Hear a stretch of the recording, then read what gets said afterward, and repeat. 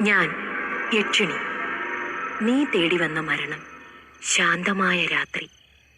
ചുറ്റും ഇരുട്ടു മാത്രം. ഇരുണ്ടു മൂടിയ ആകാശം.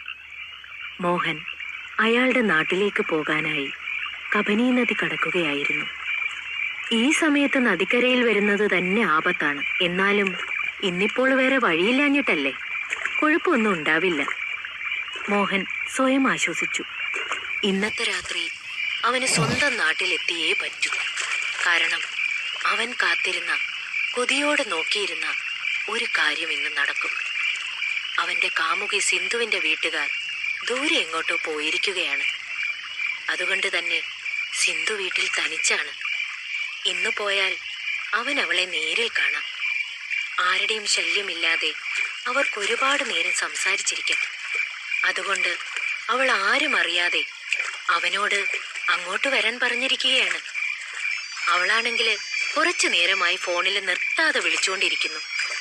പക്ഷേ അങ്ങോട്ട് തന്നെയല്ലേ പോകുന്നത് എന്നതുകൊണ്ട് മോഹൻ ഫോൺ എടുത്തില്ല.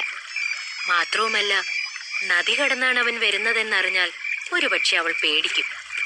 പക്ഷെ മോഹന്റെ മനസ്സിൽ ഇപ്പോൾ എത്രയും പെട്ടെന്ന് സിന്ധുവിന്റെ വീട്ടിൽ ചെല്ലണം എന്നൊരൊറ്റ ചിന്തയേ ഉള്ളൂ. വിവേകത്തെക്കാൾ വികാരമാണ് അപ്പോൾ അയാളിൽ മുന്നിട്ട് നിന്നിരുന്നത്.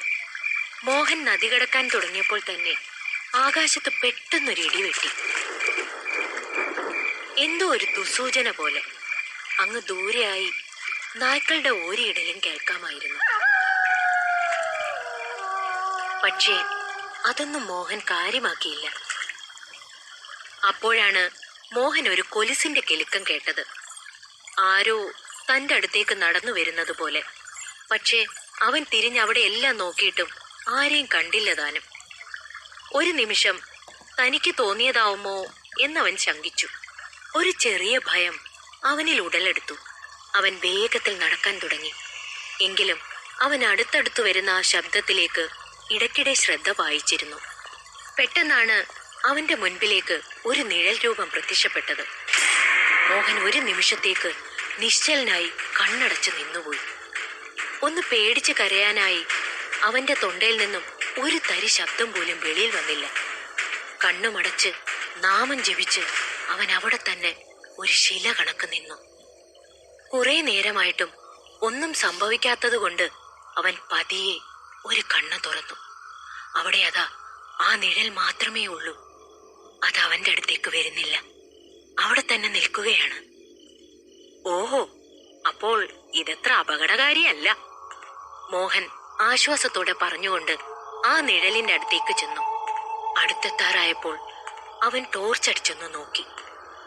പ്രകാശം മുഖത്ത് തട്ടിയപ്പോൾ കൈകൾ കൊണ്ട് മുഖം മറച്ചു പിടിച്ചുകൊണ്ട് ആ രൂപം അവന്റെ മുന്നിലേക്ക് കുറച്ചുകൂടി നീങ്ങി നിന്നു. അത് അവന്റെ മുന്നിലേക്ക് വന്നു നിന്നു. അത് കണ്ട് മോഹൻ അതിശയിച്ചു പോയി. ചുവന്ന സാരിയിൽ ഒരു വെണ്ണക്കൽ ശില്പം പോലെ ജ്വലിച്ചു നിൽക്കുന്ന ഒരു പെൺകുട്ടി. ഒരു 22-23 പ്രായം വരും. 5.5 അടി ഉയരം. ശരിക്കും പറഞ്ഞാൽ ഒരു അപ്സരസ്. അരയ്ക്കൊപ്പം നീളമുള്ള മുടിയും നല്ല റോസാപ്പൂവിന്റെ നിറമുള്ള ചുണ്ടുകളും അതിൽ വിരിയുന്ന ആരെയും പ്രലോഭിപ്പിക്കുന്ന രീതിയിലുള്ള ചിരിയും വിടർന്ന കണ്ണുകളും എല്ലാമായി തികഞ്ഞ ഒരു സുന്ദര ശില്പം. ഏതൊരാണും കൊതിക്കുന്ന തരത്തിലുള്ള ഒരു സൗന്ദര്യധാമമായിരുന്നു അവൾ. അവളുടെ ആ സൗന്ദര്യത്തിൽ ലയിച്ച് മോഹൻ അവനെ തന്നെ മറന്നു നിന്നുപോയി. താൻ എന്തിനിവിടെ നിൽക്കുന്നു, എങ്ങോട്ട് പോകുന്നു എന്നതെല്ലാം അവന്റെ ഓർമ്മയിൽ നിന്നും മറഞ്ഞുപോയി. ഒന്നും ചിന്തിക്കാനാകാത്ത വിധം അവന്റെ കണ്ണുകൾ അവളുടേതുമായി കൊരുത്തു. അതിന്റെ ആഴത്തിൽ ഇറങ്ങിച്ചെല്ലുന്നതിനൊപ്പം അവളിൽ നിന്നും വമിക്കുന്ന പാലപ്പൂവിന്റെ സുഗന്ധം അയാളിൽ ആവേശമുണർത്തി. ഇതെന്താ ഈ സമയത്ത് ഇവിടെ തനിച്ച്? അയാൾ അവളോട് ചോദിച്ചു. അവന്റെ ചോദ്യം കേട്ട് അവൾ ഒന്ന് ചിരിച്ചു. നിരയായി അടുക്കി വെച്ചതുപോലുള്ള അവളുടെ വെളുത്ത പല്ലുകൾ ആ ചിരിയുടെ ഭംഗി കൂട്ടി. എനിക്ക് അക്കരെ ഗ്രാമത്തിൽ എത്തണം. വൈകിട്ട് വീട്ടിൽ നിന്ന് ഇറങ്ങിയതാണ്. ഇത്ര സമയം എടുക്കുമെന്ന് കരുതിയില്ല. പേടികൊണ്ട് നിന്നുപോയതാ. അവള് മധുരമാർന്ന സ്വരത്തിൽ മറുപടി നൽകി. അവളുടെ കൂടെ കൂട്ടുവരുമോ എന്നവൾ കൊഞ്ചലോടെ ചോദിച്ചതും ഒന്നും ഓർക്കാതെ സിന്ധു കാത്തിരിക്കുന്നത് പോലും മറന്ന് മോഹൻ സമ്മതം മൂളി. പതിയെ ഇരുവരും ഒരുമിച്ച് നടക്കാൻ ആരംഭിച്ചു. ഒപ്പം നടക്കുമ്പോൾ ഇടയ്ക്ക് വെച്ച് അവർ രണ്ടുപേരുടെയും കൈകൾ പരസ്പരം അറിയാതൊന്ന് തൊട്ടുരുമി. അവളുടെ കൈയുടെ മിനുസം അയാളെ കൊതിപ്പിച്ചു. അയാളെ നോക്കിയപ്പോൾ അവൾ അയാളെ തന്നെ നോക്കി ചിരിച്ചു നിൽക്കുകയാണ്. അതിനടുത്ത നിമിഷം തന്നെ അവർ ഇരുവരും നദിക്കരയിൽ നഗ്നരായി പരസ്പരം ആലിംഗനബദ്ധരായി വീണു. എന്നാൽ അപ്പോഴേക്കും നായ്ക്കളുടെ ഊരിയിടൽ ശക്തമായി. ആകാശത്തിലെ മേഘങ്ങൾ പൂർവ്വശക്തി പ്രാപിച്ചു. ഗംഭീര മുഴക്കത്തോടെ ഇടിപൊട്ടി മഴ പെയ്യാൻ ആരംഭിച്ചു.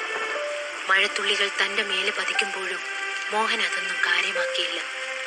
രതിയുടെ അവസാനം എത്തും തോറും അയാള് ക്ഷീണിതനാവാൻ തുടങ്ങി. പക്ഷേ അവൾക്കൊരു മാറ്റവും സംഭവിച്ചിരുന്നില്ല. അയാൾ അവളിലേക്ക് ചൊരിഞ്ഞ അവന്റെ ശക്തി പോലും അവളെ ഒട്ടും തളർത്തിയില്ല. ഒരു സ്വപ്നം പോലെ അവൻ ആ നിമിഷം ആസ്വദിക്കുകയായിരുന്നു. മറ്റൊന്നും അവൻ ചിന്തിച്ചില്ല. അവനും അവന്റെ അപ്സരസം മാത്രം. ഏതാനും നിമിഷങ്ങൾക്കകം അവൻ എല്ലാം അവസാനിപ്പിച്ച് അവളിലേക്ക് തളർന്നു വീണു. ആ വീഴ്ചയിൽ അവളുടെ നെഞ്ചിൽ രൂപപ്പെട്ട ചുളിവുകൾ അവന്റെ കണ്ണിൽ പെട്ടു. അവളിൽ നിന്നും വമിക്കുന്ന വശീകരിക്കുന്ന പാലപ്പൂവിന്റെ മണം മാറി ഒരു ശരീരം കത്തിക്കരിഞ്ഞതുപോലുള്ള ദുർഗന്ധം അവിടെ എങ്ങും പടരാൻ തുടങ്ങി. അവൻ നോക്കി നിൽക്കെ അവളുടെ നീളമുള്ള മുടിയെല്ലാം ചുരുങ്ങി നരയ്ക്കാൻ തുടങ്ങി. അവളുടെ ശരീരത്തിലും കവിളുകളിലും ചുളിവുകൾ വന്നു. അവൾ ആസകലം ഒരു വൃദ്ധയെ പോലെയായി. അവളുടെ വിടർന്ന കണ്ണുകൾ കുഴിഞ്ഞു. പുഞ്ചിരിക്കുമ്പോൾ മുല്ലപൊട്ടുപോലെ നിരന്നു നിന്ന പല്ലുകൾ എല്ലാം അടർന്നു വീണു വെറും നാവ് മാത്രം പുറത്തു കാണാൻ തുടങ്ങി. അവളുടെ കൈകളിലെ നഖം കൂർത്തു നീണ്ടുവന്നു. അവളുടെ ആ രൂപമാറ്റം കണ്ട് അവന്റെ കണ്ണുകൾ പുറത്തേക്ക് വന്നു. ഭയം അവനെ പൂർണ്ണമായും വിഴുങ്ങിയിരുന്നു. കുറച്ചു മുൻപ് വരെ അവളോടുള്ള ആശയാൽ ചൂട് പിടിച്ചവന്റെ ശരീരം ഇപ്പോൾ ഐസ് പോലെ ഉരുകി തണുത്തുറഞ്ഞ് ഒന്നനങ്ങാൻ പോലും കഴിയാത്ത അവസ്ഥയിലായി. ആരാ നീ? ശബ്ദം പുറത്തു വരാതെ ആദ്യം വായു മാത്രം വന്ന ശേഷം വിക്കി വിക്കി അവൻ എങ്ങനെയൊക്കെയോ അവളോട് ചോദിച്ചു. അവന്റെ ശബ്ദത്തിലെ ഭയവും അവന്റെ മുഖത്ത് തെളിഞ്ഞ ഭീതിയും ആവോളം ആസ്വദിച്ചുകൊണ്ട്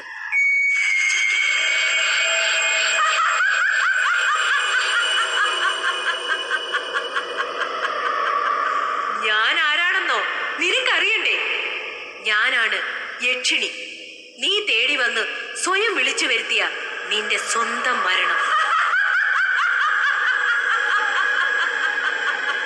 അവൾ തട്ടഹസിച്ചുകൊണ്ട് ഭയപ്പെടുത്തുന്ന ശബ്ദത്തിൽ പറഞ്ഞു. മോഹൻ പേടി കൊണ്ട് വിറച്ചു നിന്നു.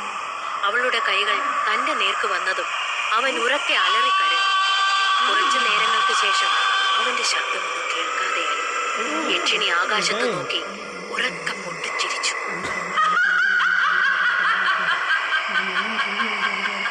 ടൈപ്പ് റൈറ്ററിൽ ടൈപ്പ് ചെയ്യുന്ന ശബ്ദം ആ മുറിയിലാകമാനം മുഴങ്ങി കേട്ടുകൊണ്ടിരുന്നു. അവൾ നിർത്താതെ ചിരിച്ചുകൊണ്ടേയിരുന്നു. രഘു അവസാന വാചകവും ടൈപ്പ് ചെയ്തു നിർത്തി. കുറെ നേരമായി നിർത്താതെ ടൈപ്പ് ചെയ്യുകയാണ് അയാൾ. ഇടയ്ക്കൊന്ന് നടു നിവർത്തി കൈയൊക്കെ പൊക്കി അയാൾ അവിടെയുള്ള ക്ലോക്കിലേക്കൊന്ന് നോക്കി. അതിൽ അർദ്ധരാത്രി 12 മണിയായെന്ന് അയാൾ കണ്ടു. എന്തൊരു യാദൃച്ഛികത, അയാൾ വിചാരിച്ചു. ദേ, ഈ സമയത്ത് തന്നെയാണ് യക്ഷിണി മോഹനെയും കൊന്നത്. അയാൾ ആത്മകഥ നടത്തി. പെട്ടെന്ന് അവിടെ അടുത്തുണ്ടായിരുന്ന മേശയ്ക്ക് മുകളിലെ പുസ്തകത്തിലെ പേജുകൾ താനെ മാറി മറിയാൻ തുടങ്ങി. ആ പുസ്തകത്തിനിടയിൽ വെച്ചിരുന്ന യക്ഷിണി എന്ന തലക്കെട്ടോടുകൂടിയ പേപ്പറുകളെല്ലാം പാറിപ്പറക്കാൻ തുടങ്ങി. അയാൾക്ക് ദേഹം മുഴുവൻ തണുപ്പ് അനുഭവപ്പെട്ടു. ഐസ് പോലെ തണുത്ത വായു അകത്തേക്ക് വീശുന്നുണ്ടായിരുന്നു. ഇതെവിടെ നിന്നാണ് എന്നോർത്തുകൊണ്ട് അയാൾ ചുറ്റും നോക്കി. ഈ ജനലിതാരാണ് തുറന്നത്? ഞാനിത് അടച്ചിരുന്നതാണല്ലോ, രഘു ഓർത്തു. തുറന്നു കിടക്കുന്ന ജനലിനടുത്ത് പോയി അയാൾ അത് അടച്ചു. എന്താണെന്നറിയാത്തൊരു കാരണത്താൽ അയാൾക്കൊരു അസ്വസ്ഥത തോന്നി. അതൊരു വലിയ തറവാടായിരുന്നു. കബനി നദിക്ക് കുറച്ചടുത്തായി ഏകദേശം ഒരു 10 മിനിറ്റ് നടക്കേണ്ട ദൂരത്തിൽ സ്ഥിതി ചെയ്യുന്നു. പണ്ട് ബ്രിട്ടീഷുകാരുടെ ഉടമസ്ഥതയിലുള്ളതായിരുന്നു ഈ തറവാട്. മാണിക്യമംഗലം മന. രഘുവിന്റെ പൂർവികർ കാലങ്ങൾക്ക് മുന്നേ ഈ മന അവരിൽ നിന്നും കൈക്കലാക്കി. അന്നത്തെ ആ ദിവസം അവൻ അവിടെ തനിച്ചായിരുന്നു. ആ മുറി അവന്റെ എഴുത്തുമുറിയായിരുന്നു. അതിനകത്തിരുന്നാണ് ദിവസങ്ങളോളം അവൻ എഴുതാറുള്ളത്. അവന്റെ എഴുത്തുപുരയെന്ന് വേണമെങ്കിൽ ആ മുറിയെ പറയാം. ഇപ്പോൾ അദ്ദേഹം യക്ഷിണി എന്ന കഥ എഴുതുകയായിരുന്നു. ആ നാട്ടിലെ ആളുകൾ തന്നെ അടക്കം പറയുന്ന, യാഥാർത്ഥ്യമെന്ന് അവർ വിശ്വസിക്കുന്ന യക്ഷിണിയുടെ കഥ. പെട്ടെന്ന് മനയുടെ പുറത്തുള്ള ഗേറ്റ് ആരോ തുറക്കുന്ന ശബ്ദം കേട്ടു. ഒരുപാട് കാലപ്പഴക്കമുള്ള ഗേറ്റ് ആയതുകൊണ്ട് തന്നെ അത് ആര് തുറന്നാലും വലിയ ശബ്ദം കേൾക്കും. മനയുടെ ചുറ്റുമുള്ള ചെടികൾ ആ ശബ്ദത്തിൽ വിറച്ചു. ദൂരെ ഒരു നായ ഓരിയിടുന്നുണ്ടായിരുന്നു. രഘു സംശയം തോന്നി ജനൽ തുറന്നു നോക്കി. മുറ്റത്തൊന്നും ആരുമില്ലായിരുന്നു. ഗേറ്റ് ആണെങ്കിൽ അടഞ്ഞും കിടക്കുന്നു. തനിക്ക് തോന്നിയതാവും എന്ന് കരുതി രഘു വെള്ളം കുടിക്കാൻ എണീറ്റു. ഫോൺ ശബ്ദിച്ചു. പെട്ടെന്നായതുകൊണ്ട് രഘു ഒന്ന് ഞെട്ടി. അയാൾ ലാൻഡ് ഫോണിന്റെ അടുത്തുപോയി അതെടുത്തു. അദ്ദേഹത്തിന്റെ പ്രസാധകനായിരുന്നു വിളിച്ചത്. രഘുവിന്റെ പുസ്തകങ്ങൾ സ്ഥിരമായി പ്രസിദ്ധീകരിക്കുന്നത് അയാളായിരുന്നു.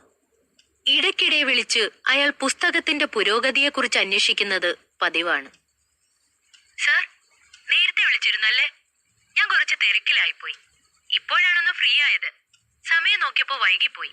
പക്ഷെ സാധാരണ സാർ ഈ സമയത്ത് കിടക്കില്ല, എഴുതുകയാണെന്ന ഓർമ്മയിലാണ് വിളിച്ചത്. ഞാൻ ബുദ്ധിമുട്ടിച്ചോ? അയാൾ ചോദിച്ചു. ഏയ് ഇല്ല, താനിപ്പോ വിളിച്ചില്ലെങ്കിലും 1 മണിക്കൂർ കഴിഞ്ഞ് ഞാൻ അങ്ങോട്ട് വിളിച്ചേനെ. എടോ, കഥ തീരാറായി. അവസാന ഭാഗം എഴുതുകയാണ്. അത് തീർന്നിട്ട് തന്നെ വിളിച്ച് ശല്യം ചെയ്യാം എന്ന് കരുതിയായിരുന്നു ഞാൻ, രഘു പരിഭവത്തോടെ പറഞ്ഞു. ആണോ? നിങ്ങൾ അയച്ചതല്ല ഞാൻ വായിച്ചു. അത്ഭുതകരമായ കഥ. യക്ഷിണി ശരിക്കും നിങ്ങളോടൊപ്പമാണ് ജീവിക്കുന്നതെന്ന് നിങ്ങൾ എഴുതിയിട്ടുണ്ടല്ലോ, അത് സത്യമാണോ? പ്രസാധകൻ ചോദിച്ചു. അത് കേട്ട് രഘു ചിരിച്ചു. നിനക്കറിയില്ലേ, അവൾ ശരിക്കും ഇവിടെയുണ്ട്, രഘു തമാശ രൂപേണ പറഞ്ഞു. ഈ സമയം മനയുടെ മുൻവാതിൽ താനെ തുറന്നു.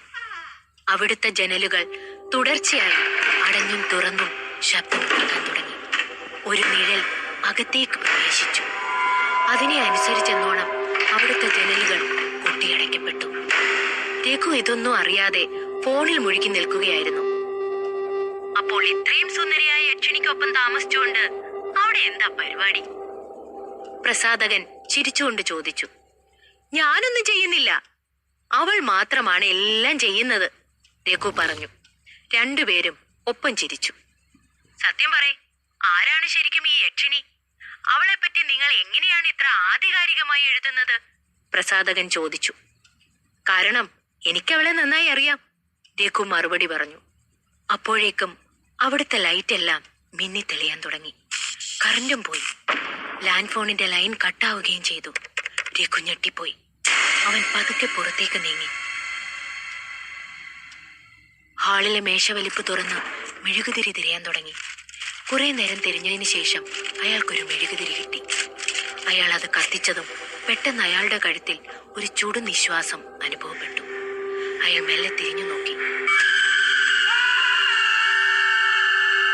പിന്നിലെ ആ രൂപത്തെ കണ്ട് അയാൾ ഉറക്കെ നിലവിളിച്ചു. മരണത്തിന്റെ നിലവിളി. അയാളുടെ ആ ശബ്ദം മനയിൽ മുഴുവൻ പ്രതിധ്വനിക്കുകയും പിന്നെ അത് വായുവിൽ ലയിക്കുകയും ചെയ്തു.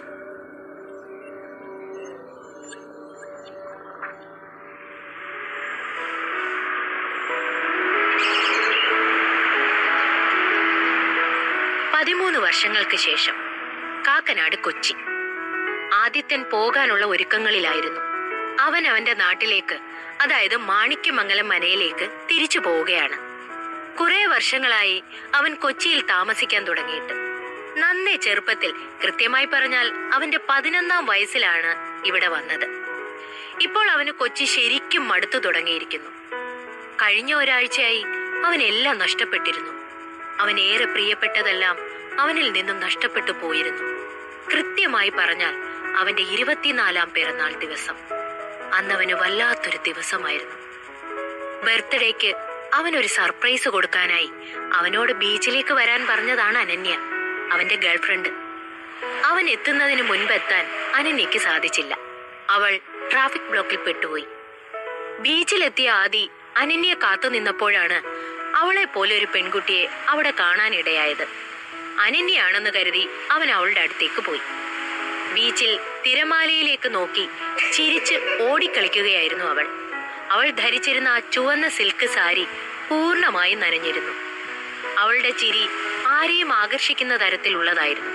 ഇടയ്ക്ക് അവളൊന്ന് തിരിഞ്ഞപ്പോൾ അവൾ ആദിയെ നോക്കി ചിരിച്ചതുപോലെ അവന് തോന്നി. ഇത് അനന്യ തന്നെ. എന്നെ വിളിച്ചു വരുത്തി ഇവൾ ഇവിടെ നിന്ന് കളിക്കുകയാണോ? ഇനി ഞാൻ അടുത്തേക്ക് ചെല്ലാൻ വേണ്ടിയാവും അവൾ എന്നെ നോക്കിയത്. ആദി കുറച്ചു ദൂരെ നിന്ന് അങ്ങനെ ചിന്തിച്ചുകൊണ്ട് അവളുടെ അടുത്ത് ചെന്നു. അവളെ പുറകിൽ നിന്ന് കെട്ടിപ്പിടിച്ചു. ഒപ്പം അവൻ അവളെ ചുംബിച്ചു. ഈ കാഴ്ച കണ്ടുകൊണ്ടാണ് അനന്യ കടന്നു വന്നത്. അനന്യ ആദിയുടെ കർണവും പുകച്ചുകൊണ്ട് അവനെ ഉപേക്ഷിച്ചു പോയി. അപ്പോഴാണ് ആദിക്ക് സ്വബോധം വന്നത്. താൻ കണ്ടതും കെട്ടിപ്പിടിച്ചതും ചുംബിച്ചതുമൊന്നും അനന്യയല്ലായിരുന്നു എന്ന് അവൻ അപ്പോൾ മാത്രമാണ് മനസ്സിലാവുന്നത്. അനന്യ, നിൽക്ക്, ഞാൻ പറയുന്നതൊന്ന് കേൾക്ക്. നടന്നു നീങ്ങുന്ന അനന്യയോട് അടുത്തുപോയി അവൻ സംസാരിക്കാൻ ശ്രമിച്ചെങ്കിലും അവൾ അവനെ അവഗണിച്ച് കടന്നുപോയി. ആദി തിരിച്ചു മറ്റേ പെൺകുട്ടിയെ നോക്കിയപ്പോൾ അവിടെ എങ്ങും അവളെ കാണാനേ ഇല്ലായിരുന്നു. പിറ്റേന്ന് ആദി ഓഫീസിൽ പോയപ്പോൾ മറ്റൊരു സമ്മാനം അവനെ കാത്തിരിക്കുന്നുണ്ടായിരുന്നു. അവന്റെ ജോലിയിൽ സംഭവിച്ച എന്തോ ഒരു തിരിമറി ആദി അറിഞ്ഞിട്ടുപോലും ഉണ്ടായിരുന്നില്ല അതിനെക്കുറിച്ച്. പക്ഷേ അതിന്റെ പേരിൽ അവൻ അവന്റെ ജോലി നഷ്ടപ്പെട്ടു. അവന്റെ കാമുകി അനന്യയുമായി ബ്രേക്കപ്പായി. ജോലി പോയി, എല്ലാം പോയി. ഇനി ജീവിതം ഒന്നിൽ നിന്നും തുടങ്ങേണ്ട അവസ്ഥയായി അവന്. എല്ലാം കൂടി ആലോചിച്ചു വട്ടായ ആദി ഒടുവിൽ മദ്യത്തിൽ അഭയം കണ്ടു. അന്ന് രാത്രി നഗരത്തിലെ ഒരു ബാറിൽ പോയി ബോധം നശിക്കുവോളം അവൻ കുടിച്ചു. അവിടെ തന്നെ കിടന്നു. പിറ്റേന്ന് രാവിലെ ഉണർന്നപ്പോൾ ബാറിൽ തന്നെയാണ് താൻ എന്ന് കണ്ട അവൻ എഴുന്നേറ്റ് ഫ്ളാറ്റിലേക്ക് പോകാനായി ഇറങ്ങി. ഇപ്പോഴും അവന് സ്വബോധം നേരെ വന്നിട്ടില്ല. എങ്കിലും ഒരു വിധത്തിൽ അവൻ ബാറിന്റെ പുറത്തുള്ള ബസ് സ്റ്റോപ്പിലേക്ക് പോയി. അവിടെ ആരും ഉണ്ടായിരുന്നില്ല. അവിടെ ആകെ വിജനമായിരുന്നു. നേരം പുലർന്നു വന്നിട്ടേയുള്ളൂ. പെട്ടെന്ന് തൻ്റെ അടുത്ത് ആരോ ഇരിക്കുന്നത് പോലെ തോന്നി അവൻ തല ചരിച്ചൊന്ന് നോക്കി. പക്ഷേ അവരെ കണ്ടതും അവനൊന്ന് പേടിച്ച് നിലവിളിച്ചു. പിന്നെയാണ് അവന് ബോധം വന്നത്. കറുത്ത സാരി ഉടുത്ത ഒരു മധ്യവയസ്കയായ സ്ത്രീയായിരുന്നു അത്. നെറ്റിയിൽ ഒരു വട്ടപ്പൊട്ടുണ്ട്. അവർ അവനെ നോക്കി ചിരിച്ചു. വെറ്റില മുറുക്കിച്ചു വന്ന പല്ലുകളും അവരുടെ വേഷവിധാനങ്ങളും കണ്ടപ്പോൾ തന്നെ അവരൊരു കൈനോട്ടക്കാരിയാണെന്ന് അവന് മനസ്സിലായി. അവരും ബസ് കാത്തു നിൽക്കുകയാണ്. മുഖം നോക്കി ലക്ഷണം പറയും സാറേ. സാറിനിപ്പോൾ നല്ല കാലമല്ല. ജോലി പോയി, സ്നേഹിച്ച പെണ്ണുപോയി, ഇനിയും എന്തൊക്കെ പോകാൻ കിടക്കുന്നു. 25 വയസ്സിൽ സാറിന് വലിയൊരു അപകടം കാത്തു നിൽക്കുന്നുണ്ട്. അതിന്റെ ലക്ഷണങ്ങളാണിപ്പോൾ നടക്കുന്നത്. ഇപ്പോൾ 24 ആയുള്ളൂ. രക്ഷപ്പെടാൻ കഴിയോ സാറിന്? എല്ലാം മുകളിൽ തീരുമാനിച്ചു വെച്ച പോലല്ലേ നടക്കൂ. പിതൃക്കളുടെ അനുഗ്രഹം പോലും ഇല്ല സാറിന്. മാണിക്യമംഗലം മനയിൽ ആർക്കും കർമ്മം പോലും ചെയ്തിട്ടില്ലല്ലോ, അവർ പറഞ്ഞു. ഇവർക്കെങ്ങനെ എന്നെ അറിയാം? എന്റെ വയസ്സും എന്റെ തറവാട് മാണിക്യമംഗലം മനയാണെന്നും ഇതെല്ലാം ഇവർക്കെങ്ങനെ? ചുമ്മാ തട്ടിവിട്ടാലും ഇതുപോലെ ശരിയായി വരാൻ വഴിയില്ലല്ലോ, ആദ്യം ആലോചിച്ചു. അവർ ബാക്കി പറയുന്നത് കേൾക്കാനായി തിരിഞ്ഞു നോക്കിയപ്പോൾ അവരെ അവിടെ എങ്ങും കാണാനില്ലായിരുന്നു. ആദി ശരിക്കും ഞെട്ടി. അവൻ ചുറ്റും നോക്കി. അവന് ചെറുതായി പേടി തോന്നാൻ തുടങ്ങി. അവൻ വേഗം അവിടുന്ന് ഫ്ളാറ്റിലേക്ക് ഓടി. ഇടയ്ക്ക് ആരുടെയോ ബൈക്കിൽ ലിഫ്റ്റ് വാങ്ങി എങ്ങനെയോ അവൻ ഫ്ളാറ്റിലെത്തി. അന്നത്തെ ദിവസം അങ്ങനെ കടന്നുപോയി. എത്ര നാളിനി ജോലിയില്ലാതെ ഈ നാട്ടിൽ നിൽക്കും എന്ന ചിന്ത അവനെ അലട്ടിയിരുന്നു. തുടരെ തുടരെയുള്ള വീഴ്ചകൾ അവനെ നന്നേ തളർത്തിയിരുന്നു. ഒടുവിൽ അവൻ മാണിക്യമംഗലം മനയിലേക്ക് പോകാൻ തീരുമാനിച്ചു. അവിടേക്ക് ട്രെയിൻ സൗകര്യമൊന്നുമില്ല. മാനന്തവാടി വഴി പോകുന്ന KSRTC ബസ്സുണ്ട് രാവിലെ 11 മണിക്ക്. സന്ധ്യ ആവുമ്പോൾ അവിടെ എത്തും. അവിടുന്ന് കുറച്ചുകൂടി പോകണം മനയിലേക്ക് എത്താൻ. ആദ്യം പോകാനുള്ളതൊക്കെ പാക്ക് ചെയ്തു. പിറ്റേന്ന് രാവിലെ തന്നെ അയാൾ ബാഗും എടുത്ത് റെഡിയായി ഇറങ്ങി. ബസ് സ്റ്റാൻഡിലേക്ക് പോകാനായി ഒരു ക്യാബ് വിളിച്ച് ബുക്ക് ചെയ്തു. അത് വരുന്ന സമയം കൊണ്ട് ആദ്യം ഫ്ളാറ്റ് മുഴുവനും ലോക്ക് ചെയ്തു എന്ന് ഉറപ്പിക്കാനായി വീണ്ടും അകത്തു കയറി. 2 ബെഡ്റൂമും ഹാളും കിച്ചണും അടങ്ങുന്ന ഒരു ഫ്ളാറ്റ് ആയിരുന്നു അത്. അവിടെ അവൻ ഒറ്റയ്ക്കായിരുന്നു. അവന്റെ അച്ഛനും അമ്മയും എല്ലാം അവന്റെ കുഞ്ഞിലേ മരിച്ചതായിരുന്നു. അവനെ ഏറ്റെടുക്കാൻ ബന്ധുക്കൾ ആരും തയ്യാറാവാത്തതുകൊണ്ട് അവൻ അനാഥനായാണ് വളർന്നത്. പിന്നെ അവന് ആകെ ഉണ്ടായിരുന്ന കൂട്ട് അനന്യയായിരുന്നു.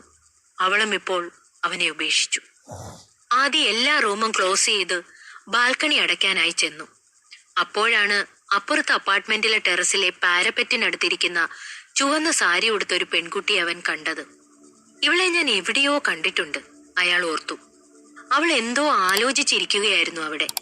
അവൻ 15ാമത്തെ ഫ്ലോറിലായതുകൊണ്ട് അപ്പുറത്തെ ടെറസ് അവന് വ്യക്തമായി കാണാം. ഇടയ്ക്ക് എന്തിനോ തിരിഞ്ഞപ്പോൾ അവനെ കണ്ട അവൾ ചിരിച്ചുകൊണ്ട് അവനെ തന്നെ ഉറ്റുനോക്കിക്കൊണ്ട് അവന്റെ നേർക്ക് നടക്കാൻ തുടങ്ങി. അത് കണ്ടതും അവന്റെ നട്ടെല്ലിലൂടെ ഒരു മിന്നൽ പിണർ പാഞ്ഞു. പാരപ്പറ്റ് ശ്രദ്ധിക്കാതെ നടന്നു വരുന്ന അവളെ കണ്ട് അവൻ ആംഗ്യത്തിൽ തടയാൻ ശ്രമിച്ചു. അവൻ ആകെ പേടിച്ചുപോയി. ഈ പെണ്ണിതെന്തു ഭാവിച്ചാണ്? ശരിക്കും ഇവളാരാ?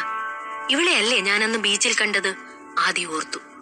അപ്പോഴാണ് അവന്റെ ഫോൺ റിംഗ് ചെയ്തത്. അവൻ അതെടുത്ത് തലയുയർത്തി നോക്കിയതും അവളെ എവിടെങ്ങും കാണാനില്ലായിരുന്നു. അവൾ ഇതെവിടെ പോയി? ആദി പേടിച്ചു തിടുക്കത്തിൽ ഫ്ലാറ്റിന് താഴേക്ക് നോക്കി. അവിടെ ഒന്നും അവളെ കാണാനില്ലായിരുന്നു. ആദിക്ക് ആകെ തല പെരുക്കുന്നത് പോലെ തോന്നി. വീണ്ടും അവന്റെ ഫോൺ റിംഗ് ചെയ്തു. ക്യാബ് ഡ്രൈവർ ആയിരുന്നു അത്. വണ്ടി വഴിക്ക് വെച്ച് കേടുവന്നതുകൊണ്ട് വരാൻ കഴിയില്ലെന്ന് അയാൾ അവനോട് പറഞ്ഞു. ആദിക്ക് ദേഷ്യം വന്നു. സമയം 10:45 ആദി വേഗം ബാഗും എടുത്തിറങ്ങി. റോഡിലൂടെ കടന്നുപോകുന്ന ഒരു ഓട്ടോറിക്ഷയെ കൈ കാണിച്ചു വിളിച്ച് ബസ് സ്റ്റാൻഡിലേക്ക് പുറപ്പെട്ടു. ബാഗൊക്കെയായി ദൂരയാത്രയാണോ സാറേ? ഓട്ടോ ഡ്രൈവർ ചോദിച്ചു. ആ, കുറച്ചു ദൂരേക്കാണ്. ആദി ഒരു അപരിചിതനോട് സംസാരിക്കാൻ താല്പര്യമില്ലെന്ന മട്ടിൽ പറഞ്ഞു. എങ്ങോട്ടാ സാറേ?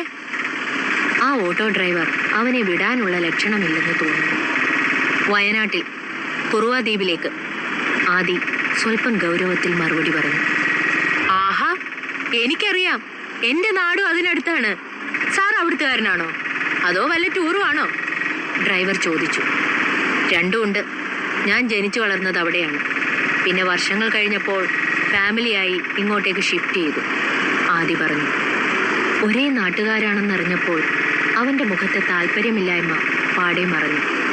ഓ, അവിടെ ബന്ധുക്കളൊക്കെ ഉണ്ടാവും അല്ലേ? അപ്പോ ഏയ് ഇല്ല, അവിടെ ഇപ്പൊ ബന്ധുക്കൾ പോയിട്ട് പരിചയക്കാർ പോലും ഇല്ല, ആദി വിഷമത്തോടെ പറഞ്ഞു.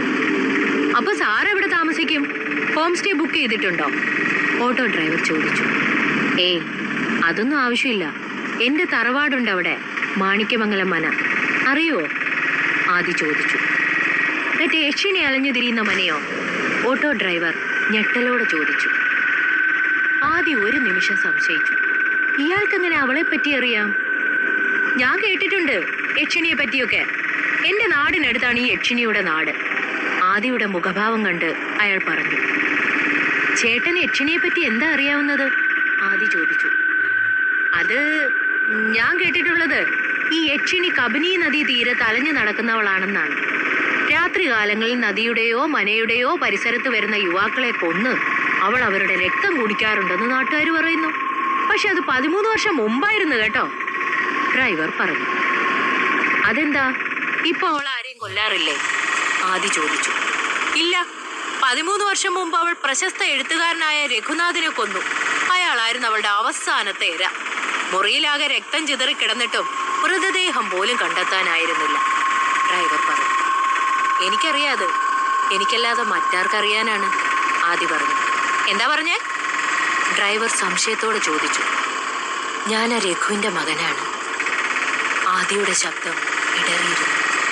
ഡ്രൈവർ ഒന്ന് ഞെട്ടി. സാർ അദ്ദേഹത്തിന്റെ മകനാണോ? അയാൾ ചോദിച്ചു. എന്തുകൊണ്ടാണ് ഈ യക്ഷിണി പിന്നാരെയും കൊല്ലാതിരുന്നത്? ആദി അതിന് മറുപടി പറയാതെ അയാളോട് മറ്റൊരു ചോദ്യം ചോദിച്ചു. കാരണം രഘുവിനെ കൊന്നതിന് ശേഷം യക്ഷിണിയുടെ മോഹം ശമിച്ചു, അങ്ങനെയാണ് നാട്ടുകാർ പറയുന്നത്, ഡ്രൈവർ മറുപടി പറഞ്ഞു. യക്ഷിണി തന്റെ ഇരകളുടെ രക്തം വലിച്ചെടുത്ത് കുടിക്കുമെന്ന് നിങ്ങൾ പറയുന്നു. പക്ഷെ അവൾ അത് എന്റെ അച്ഛനോട് ചെയ്തില്ല. അദ്ദേഹത്തിന്റെ രക്തം മുറിയിൽ എല്ലായിടത്തും ഉണ്ടായിരുന്നു. അതിനർത്ഥം എന്റെ അച്ഛൻ വ്യത്യസ്തനായിരുന്നു എന്നല്ലേ? ആദി ചോദിച്ചു. സാറിന്റെ എല്ലാ ചോദ്യങ്ങൾക്കും എന്റെ പക്കൽ ഉത്തരവില്ല. ഒരുപക്ഷെ മനയിൽ ചെന്നാൽ അതിനുള്ള ഉത്തരങ്ങൾ കണ്ടെത്താൻ സാറിന് കഴിഞ്ഞേക്കും, ഡ്രൈവർ പറഞ്ഞു. ചേട്ടൻ ആ മന കണ്ടിട്ടുണ്ടോ? ആദി ചോദിച്ചു. ആരാണ് സ്വയം അപകടം വിളിച്ചു വരുത്താൻ തയ്യാറാവുക? ഏതോ നിഗൂഢ ശക്തിയാൽ യക്ഷിണി ആ മനയ്ക്കുള്ളിൽ എവിടെയോ പൂട്ടിയിട്ടിരിക്കുകയാണ് എന്നാണ് നാട്ടുകാർ പറയുന്നത്. എങ്ങാനും അവൾ അവിടെ നിന്നും മോചിതയായാൽ ഇനിയും നിരവധി മരണങ്ങൾ സംഭവിക്കും. മന സന്ദർശിച്ച് റിസ്ക് എടുക്കാൻ ആരാണ് ആഗ്രഹിക്കുക? ഡ്രൈവർ ചോദിച്ചു. ഞാൻ തയ്യാറാണ്. എന്ത് റിസ്ക് എടുത്തിട്ടായാലും എനിക്കറിയണം എന്റെ അച്ഛൻ എന്താണ് സംഭവിച്ചതെന്ന്. അല്ലെങ്കിൽ തന്നെ എനിക്കിനി നഷ്ടപ്പെടാൻ എന്താണുള്ളത്? ആദി പറഞ്ഞു. പെട്ടെന്ന് പുറകിൽ നിന്ന് ഒരുപാട് ഓട്ടോകളുടെയും കാറുകളുടെയും ഹോൺ മുഴങ്ങുന്നത് അവൻ കേട്ടു. അവൻ ഓട്ടോയിൽ നിന്നിറങ്ങി പുറകിലേക്ക് നോക്കി. ഒരു നിമിഷം അവൻ മരവിച്ചു നിന്നുപോയി. കാരണം അവിടെ പിന്നിൽ ഒരു വാഹനവും ഉണ്ടായിരുന്നില്ല. വീണ്ടും തിരിഞ്ഞപ്പോൾ അവൻ വന്നിരുന്ന ഓട്ടോയും കാണാതായിരിക്കുന്നു. ആദിയുടെ തല കറങ്ങാൻ തുടങ്ങി. എന്താണ് സംഭവിക്കുന്നതെന്ന് അയാൾക്ക് മനസ്സിലായില്ല. ഇതിപ്പോൾ കുറെ സമാനമായ സംഭവങ്ങൾ. എന്താണ് ഇവിടെ നടക്കുന്നത്? ഇതൊരു ദുസ്സൂചനയാണോ? ഇടമുഴക്കത്തിന് സമാനമായ നെഞ്ചടിപ്പോടെ അവൻ ബസ് സ്റ്റാൻഡിലേക്ക് വേഗത്തിൽ നടക്കാൻ തുടങ്ങി. ആദി ബസ് സ്റ്റാൻഡിൽ എത്തിയപ്പോൾ മാനന്തവാടിയിലേക്കുള്ള ബസ് പുറപ്പെടാൻ തുടങ്ങുകയായിരുന്നു. അവൻ വേഗം അതിലേക്ക് ഓടിക്കയറുകയും ഒഴിഞ്ഞുകിടക്കുന്ന ഒരു സീറ്റിൽ കയറിയിരിക്കുകയും ചെയ്തു. എന്നിട്ട് ആശ്വാസത്തോടെ ഒരു നെടുവീർപ്പിട്ടു. ഓടി വന്നതിന്റെ കിതപ്പൊന്നടങ്ങിയതും അവൻ കയ്യിൽ കരുതിയിരുന്ന ബോട്ടിലിൽ നിന്നും വെള്ളം കുടിച്ചു. കണ്ടക്ടർ വന്നപ്പോൾ മാനന്തവാടിയിലേക്ക് ടിക്കറ്റ് എടുത്ത് അവൻ ജനലിന് പുറത്തേക്ക് നോക്കി. അവൻ വീണ്ടും ഞെട്ടി. അവൾ വീണ്ടും വന്നിരിക്കുന്നു. അവൾ കുറച്ചു ദൂരെയായി അവനെ തന്നെ നോക്കി നിൽക്കുകയായിരുന്നു. അതേ ചുവന്ന സാരി ഉടുത്ത തീക്ഷ്ണമായ നോട്ടത്തോടെ അവൾ അവനെ തന്നെ നോക്കി നിന്നു. അവൾ ദേഷ്യത്തിൽ അവനോട് എന്തോ പറയുന്നത് പോലെ അവന് തോന്നി. പക്ഷെ ദൂരെ ആയതുകൊണ്ട് അവനൊന്നും കേൾക്കാൻ കഴിഞ്ഞില്ല. പകയും വെറുപ്പും കലർന്ന തണുത്ത സ്വരത്തിൽ അവൾ പതുക്കെ പറഞ്ഞു, "വരൂ ആദിത്യ, ഞാൻ നിനക്കായി കാത്തിരിക്കുകയാണ്. കഴിഞ്ഞ 13 വർഷമായി ഞാൻ കാത്തിരുന്നത് നിന്നെയാണ്. എന്റെ അടുത്തേക്ക് വരൂ. ഞാൻ യക്ഷിണിയാണ്. നിന്റെ മരണം